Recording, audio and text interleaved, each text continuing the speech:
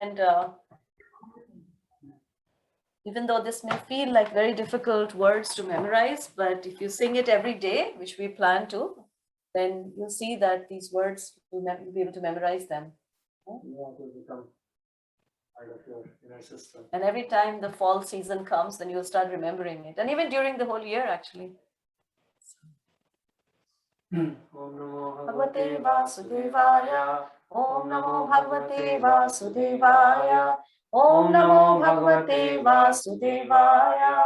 Narayanam Namaskrityam Naram Chaiva Narottamam Devim Saraswatim Vyasam Tato Jayam Udire Nashtaprayeshu Bhadreshu Nityam Bhagavate Sevaya Bhagavati Uttama Shloke Bhaktir Bhavati Nashtake. We just want to make this point that during this month of Kartik, this recitation of Srimad Bhagavatam actually has a very, very special place. And so, the fact that we are all coming together, and we really encourage you to try and take this even as a vow, that if we cannot do anything else, at least for the next 30 days, for the month of Kartik. You can pick a number of pages. No, even as we are reading, to really, really stick with this Bhagavatam reading. Oh, yes. And just join this, and of course, anything you do outside of that is an extra, but at least just coming together. I remember one year we did this with Vaisheshika Prabhu. We were in Govardhan, and it was like, even now I think he's planning to do that. Just read Bhagavatam for 5-6 days, and devotees just join that reading. So I think it's very, very powerful. So congratulations to you all for for doing this for the month of Kartik. Because anything that we do right now is you're going to get a magnified reaction to that. Text 23. Pitamaha sama samme prasade girisokamaha ashtaya sarvabhutanam yatha devo ramashtaya. Sukadeva Goswami is continuing to describe the glories of Maharaj Parikshit, how he compares to the previous great kings and great leaders of the past. This child will be like his grandfather Yudhishthir or Brahma in equanimity of mind, will be munificent like the Lord of the Kailash hill Shiva, and he'll be the resort of everyone like the Supreme Personality of Godhead, Narayan, who is even the shelter of the Goddess of Fortune. I just had a realization because I've been thinking like, okay, he's going on and on and on and on and on. And it just occurred to me that actually he is experiencing the ecstasy of glorifying a pure devotee of Krishna. I mean, he could have just said it in two verses, right? But he's taking the rest of the chapter just to describe that his qualities are like this person, his qualities are like that person. So this is actually, like we were just discussing this morning, that just the sweetness and the ecstasy of glorifying a devotee is actually even greater than glorifying Krishna. And so we see here that even though like for the next few verses, it's just going to go on and on, glorifying him to Arjuna, to Krishna himself, to Maharaj Yudhishthir, Shibi, and all these great personalities. So this is another aspect of bhakti, right? Yeah, it is. It's a very important aspect how Bhagavatam is just filled with the glorification of Krishna, which is never complete without glorifying his devotees. So our relationship with Krishna is dependent on our relationship with his devotees. And this is what comes out here, that and Krishna glorifies his devotees by decorating the devotee with all the wonderful qualities and skills, and whatever is needed, Krishna provides his devotees. So in case of Maharaj Parikshit, not only he saved him, but he actually filled Maharaj Parikshit to the brim with all these wonderful qualities and more, so that he's like the best of everybody. Like in the 10th chapter of the Bhagavad Gita, you will see how Krishna describes how he's the best of everything, right? And here we can see Maharaj Parikshit is the best of everyone. The best of the best that is described in the 10th chapter, actually. Yeah.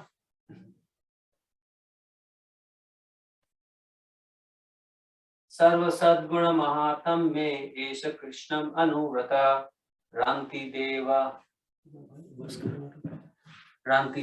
Ivo Daro Yayatir Iva Dharmika. Is there a problem? No.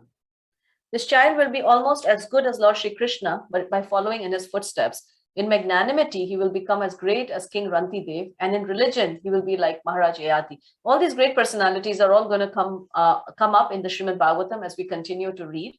But suffice it is to say that, all these qualities, and it's again, we just want to constantly bring our attention to these qualities, because that's something that We really want to, highlight and magnify and talk about qualities, because these qualities are actually what Krishna tastes.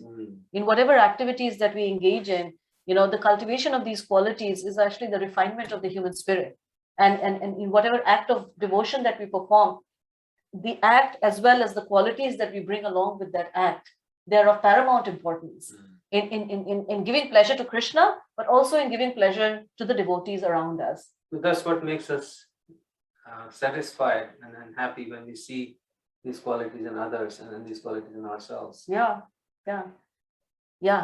In like modern civilization, we glorify something through advertisements, through social media, and whatever the society values, those are the things that are highlighted or glorified. But in this spiritual culture, what is of paramount importance is highlighted here. Okay, this is what makes this person great. It's something like the ideal characteristics of a perfect role model are described. Even if we can imbibe even 1% of any of these qualities, then we'll find that great satisfaction that we're looking for. I was just thinking, it just occurred to me another point. We were just talking to Vaisheshika Prabhu yesterday, right? And it just occurred to me that after a while, the philosophy. After a while, you know that yes, these devotees are executing this kind of austere lifestyle or this and that. But what continues to strike us, or what continues to surprise us, or move us, or like marvel, like we feel awestruck, are these qualities. Like yesterday, we were just appreciating Prabhu. That in the midst of so many, big things that he's doing, how he's like so conscious and mindful of like the smallest need, the tiniest need of some devotee, and calling to check in and find out, like, okay, whatever. The point is that, like, we were awestruck. We were completely awestruck. So the point is that, and here Prabhupada's making this very important point. How do you acquire those qualities? So Prabhupada says, foolish people do not know that association is the cause of acquiring qualities. So he's saying association with fire makes an object hot, even in a material sense. Therefore, association with the Supreme Personality of Godhead makes one qualified like the Lord. As we have discussed previously, when one can achieve 78% of the godly qualities by the Lord's intimate association. To follow the instructions of the Lord is to associate with the Lord. So that's another thing. The Lord is not a material object whose presence one has to feel for such association. So simply by his association. So the same thing goes with the devotees. That how do we acquire these qualities? Is by coming in contact or staying in the association of the devotees of Krishna. So the reason why we come together every day is not simply to gain information, which we can do on our own, is so that we can associate with each other and imbibe these qualities from each other. And also to associate with these great personalities by hearing about them, which creates a seed in our heart that, oh, okay, I also want to do all of this. And then when we associate and pray and focus on those qualities, then those qualities will also start developing within us.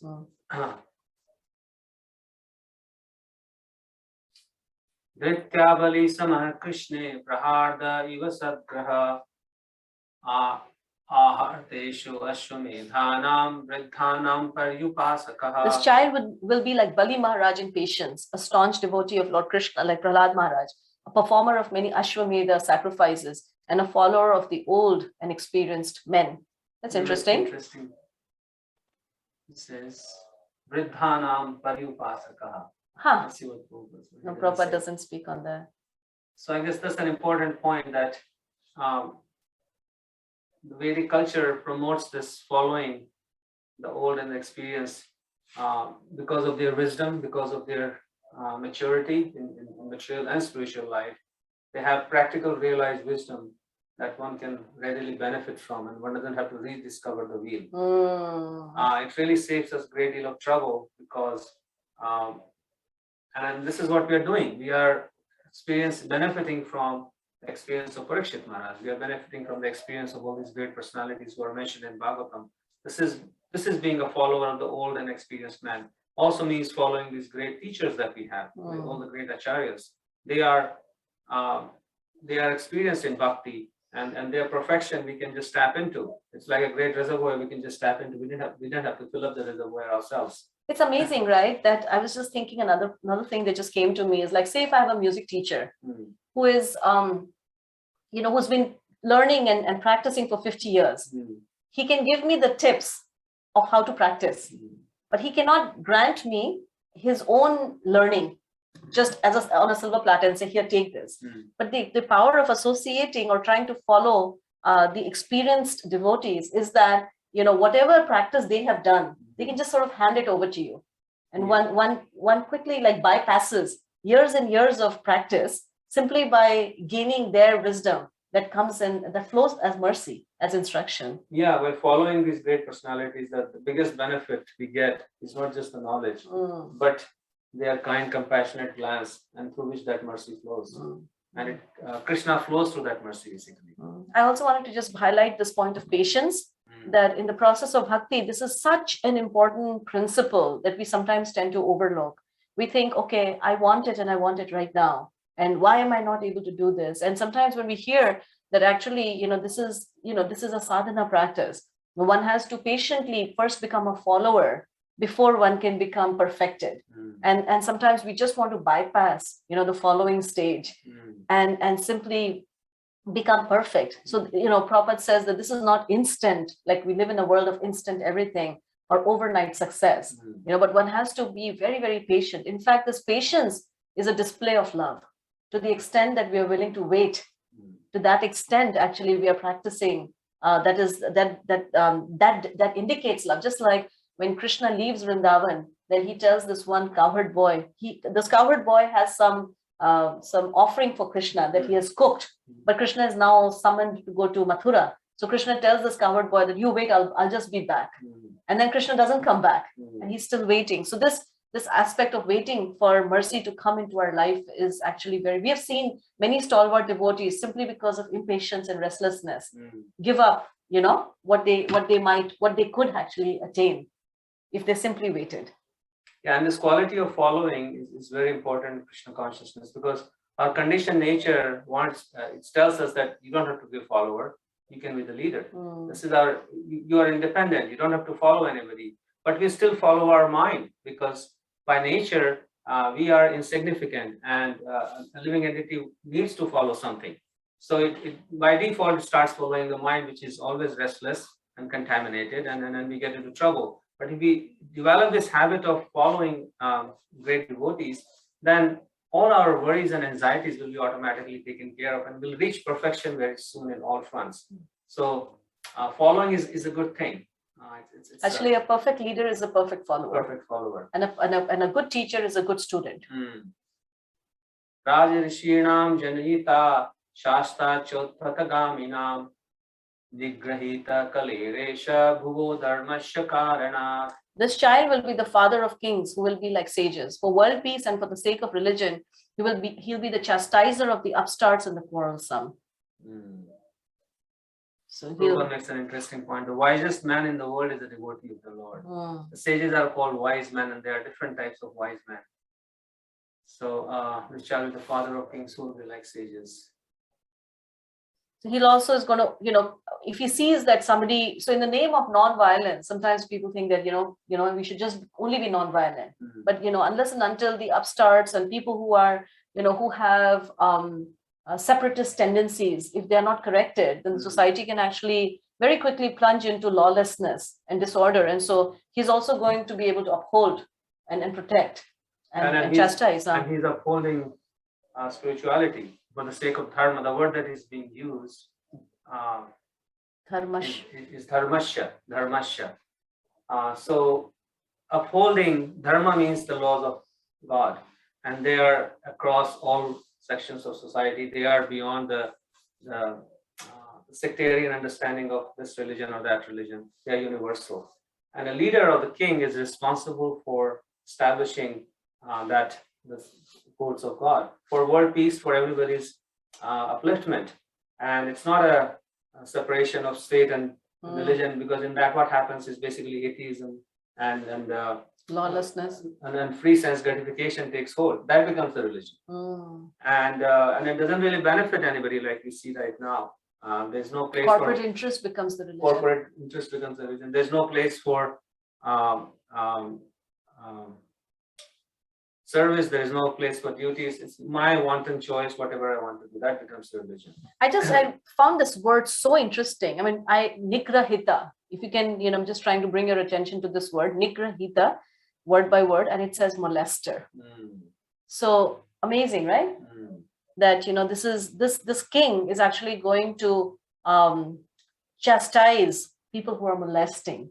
And a molester, of course, when we think of the word molesting, it means like on a sexual way, but it can be anything. It could molesting the earth, molesting the environment, molesting the values, molesting our priorities in life, molesting our role models, like the concept of a role model. When that is molested, then we start looking up to something which is not worthy of looking up to.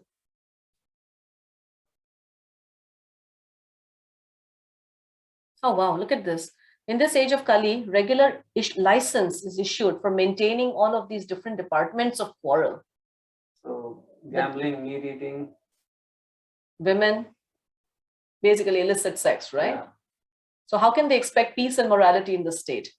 The state fathers therefore must follow the principle of becoming wiser by devotion to the Lord, by chastising the breaker of discipline, by uprooting the symptoms of quarrel, as mentioned above. If we want blazing fire, we must use dry fuel. Blazing fire and moist fuel go ill together. What a beautiful line. Blazing fire and moist fuel go ill together. Peace and morality can prosper only by the principles of Maharaj Parikshit and his followers. So you can't have, blazing fire and moist fuel together. Blazing fire is the fire of sense enjoyment, unrestricted sense enjoyment, and amidst that, unselfish interest. So amidst that, there is no question of peace. We cannot have peace just by laws.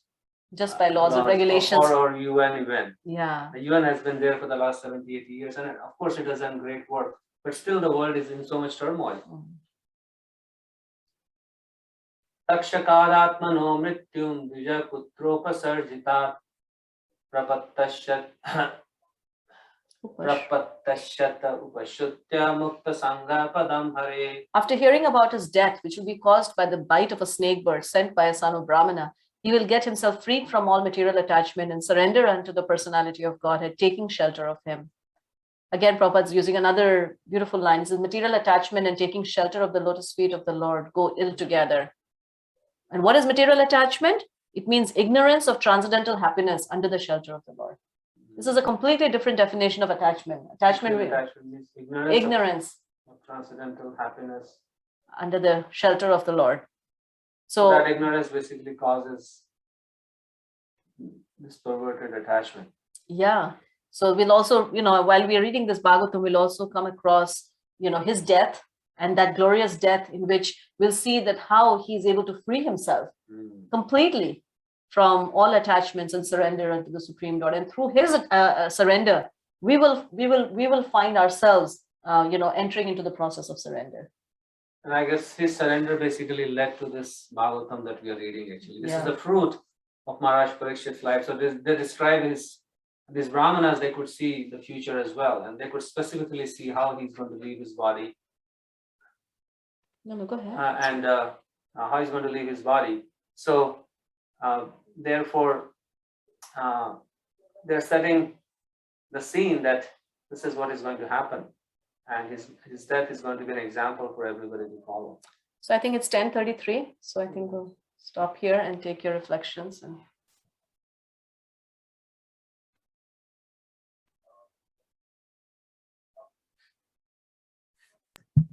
Hare Krishna, Prabhuji, and Hare Krishna.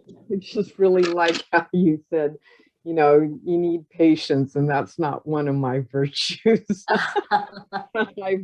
I get impatient, and I want it now. And so this was a good thing for me to hear. Yeah, it's true, actually. Patience, lack of patience. I think one time, Bhakti Lata gave me a very beautiful example that just kind of stuck in my head. I've never seen this act, so I guess it will be as foreign for you as it was for me. But in India, she was telling me in South, sometimes they have this butter pot and they put the yogurt in it or milk or whatever, and then they churn that to make yogurt. And she said they have some. Bhakti Lata, you want to talk about it if you're there? Let's hear it from the horse. Radhika, did you know about it if you want to speak on it? Yeah, go ahead, Bhaktilata. No, it is just like, how, like even in Vrindavan, there's a earthen pot and they put yogurt in it and they churn it. So to get butter. So it is just to say, it's just a way of expression that like as we churn, it takes time. Like I have churned butter in my grandmother's house. So I used to always, it takes a lot of patience. Like I keep asking, is it there? Like, is it there? How long should I churn? Like, it feels like you keep churning, nothing happens. And then she'll say, no, churn for a few more minutes. It'll come like that. So then they say that, the way of expression is like, keep churning, it doesn't come. And then you say, oh, this doesn't work, and you break the pot. So the whole, like kind of, out of, impatience. So they say, don't do that. Like if you keep churning, it will come. Because when we sit down, it takes time. Like, it's like kids asking, right? Are we there yet? Are we there? The more we look into it, it feels like it is taking more time. Yeah. But rather if we focus on the act, then it will come. Very nice. I really like that sort of visual imagery that you're churning and you're churning. And I think you made this point that it's like you're almost there. And then right at that point, you lose patience and you just break the pot. Like, hey, not happening, And you just 1 minute more and you would have been there. And I guess the same thing applies to our spiritual life, especially when we are chanting. And we spent many years doing it, and we start thinking, hey, I don't see any change in myself, or we're impatient. We want, I don't know what we want. And therefore, Rupa Goswami says, Utsaha Nishchaya Dharya, that enthusiasm, conviction, or confidence, and patience, all three are needed to practice in spiritual life. And the changes are happening, and a lot of the changes are happening at imperceptible level, like deep within ourselves, that we don't yet see, but they are happening and they are changing us. I think we asked this question to our spiritual master once, and he gave the analogy of being in an airplane. He said that just like when you're in an airplane, after a while, you don't realize that the plane is actually taking height or it's flying higher. You just kind of think it's not moving. So sometimes spiritual life can feel like that, but as long as you're on the plane and you just don't decide to open the exit door and jump off, you'll arrive at the destination. Just hang in there. Yes, Shringar. Yeah, Hare Krishna. Yes. So the discussion was really nice about how we just have to wait for the mercy to follow. Yeah. The whole topic was very nice. I was actually hearing Madhvanand Prabhu's lecture today, and in that he made a point that we cannot take the fruit from the tree without climbing up. We cannot just break. We cannot throw stones to get the fruit. So I was thinking that was in the same vein, that we have to climb up. We just can't get the fruit. But I was thinking fruit would be like good qualities. We just cannot get them. Yeah. By throwing stones. Forcefully grab it. Yeah, I was just thinking, when you were speaking again, another visual image that came to my mind was, like a student in college, gets a lower grade and then marches up to the professor and says, how dare you give me a lower grade? Change my grade. And then and starts to argue, but then I did this fine. I was perfectly fine. So why this lower grade? So it's something that, it's like sort of trying to grab that mercy and force that mercy. You cannot force that mercy. It comes when you melt, when you melt their hearts, and then the mercy just flows naturally. So thank you. Martha, go ahead. Thank you. I was just thinking of what you were saying about,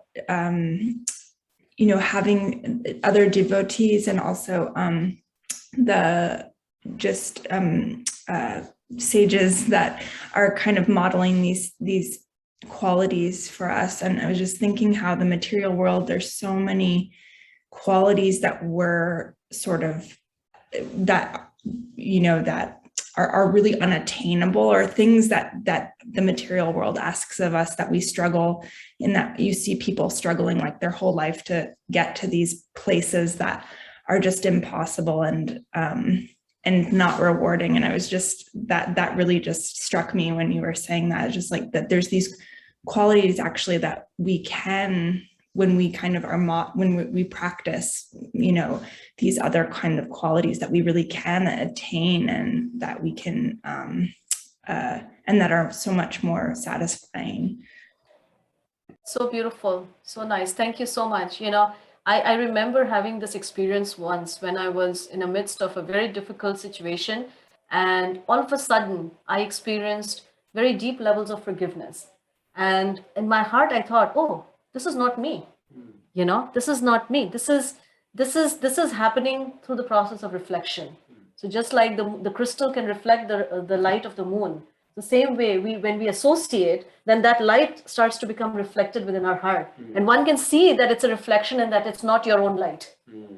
You know, so this is the power of associating with these great personalities. You will, without realizing it, you will start exhibiting those qualities, and never for a moment, you know, if we always remember that those qualities are being reflected in our heart by the mercy of Guru and Krishna, then we will always be able to hold those qualities within our heart. Yeah, and I guess just appreciating those qualities, because in modern times, what we appreciate, that's the general principle. So if you are just concerned about our bank balance and concerned about our influence over others or this and that, how we look in the mirror, then those other things will put our energy on. Whereas when we put energy and then appreciate the qualities that are important, then we'll count those qualities. How much of patience do I have? How much of tolerance do I have? How much of forgiveness do I have? And those are the things that we want to cherish and then develop within ourselves. Nice. Bhakti Lata, go ahead. Hare Krishna, like even in like the similar visual point that we were talking previously, like as Shingar was saying, even in Tamil we say that maybe Bhuvneshwari also she can also say that like how we can't ripe a fruit by pelleting it with stone. You can't ripe a fruit by pelting it with stone. Yeah, That's interesting. You let it hang there. You have to let it hang there. And we have to give it the environment. Nice. All these traditional old proverbs, they carry such depth of meaning, right?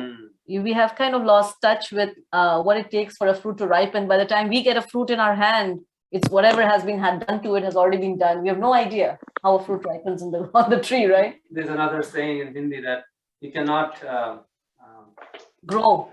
You cannot have yogurt. Like you can't put milk on your palm and then think that okay, it will turn into yogurt, because that's like you want it right now. You have to leave the yogurt, give it time, and then next day it will be yogurt. But you can't just have it on your palm. Nice. I think Radhika, I saw you unmute yourself. I'm not sure if you wanted to add something. Go ahead. No, it was by mistake, Didi. I was doing, but yeah, a wonderful discussion. I'm also thoroughly enjoying the visual images all the devotees are creating here. And I really like Shringar's point also of the tree and all of that. And at the same time, I'm reminded of this quote which Guru Maharaj always says about patience. That he said that for a success, there was this successful sports person, and on the billboard it was written, it took him 17 years to become an overnight success.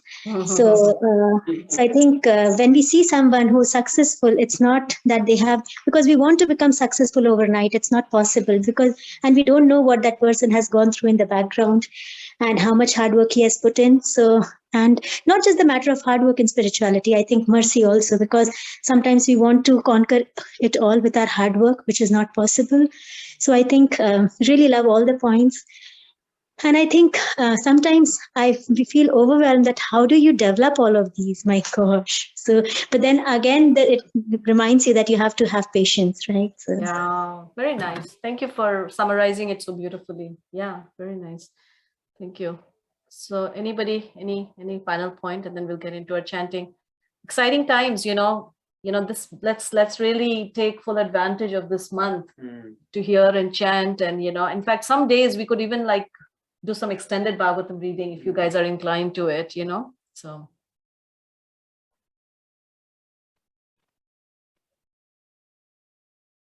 Bhaktilata is so happy about that.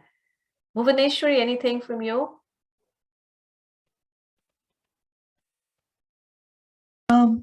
No, actually it is quite an engaging discussion, and I'm really connecting with all the comments that are being made.